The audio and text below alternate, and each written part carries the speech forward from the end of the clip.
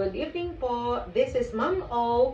Welcome sa ating evening routine.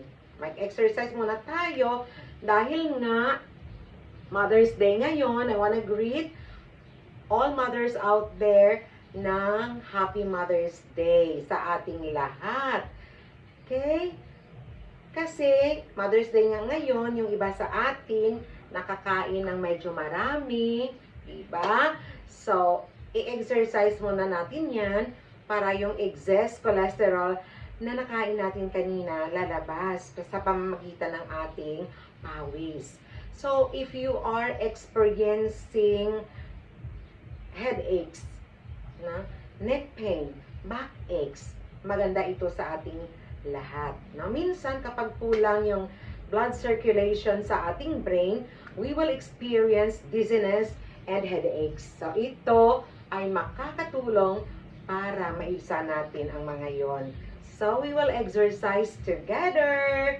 So, sa mga followers ko dyan, welcome sa ating evening routine. Usapang pangkalusugan tayo sa gabing ito. Okay, yung una nating gagawin, exercise number 1, ganito lang po. Ganyanin natin yung ating dalawang kamay. Tsaka, ganito. Ito lang po, gagawin natin ito ng 30 to 50 times. Okay, ready na kayo? Ganyan lang. 30 to 50 times lang po. Ma-stretch nito yung ating mga muscles sa kamay. In time, magiging flexible yung ating mga joints, yung ating mga muscles. Kung bago mo lang ito ginawa, syempre, makaka-experience ka ng pananakit ng muscle o kaya joint pains. Pero normal lang yon.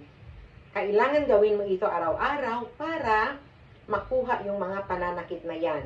Exercise number 2, yung gagawin natin, ganyan yung kamay, tapos ganyanin na ang heel natin nakaganyan, nakaangat. Okay? Ready?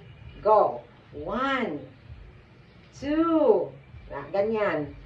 So, ganda nun na ma-stretch yung ating kamay at saka yung ating legs. Yung mga ugat natin dyan, ma-stretch din.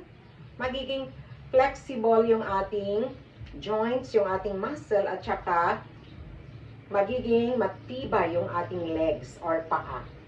Na kahit may edad na tayo, hindi tayo makakaranas ng pananakit ng paa or joint pains, diba? So, 30 to 50 repetitions din po ito.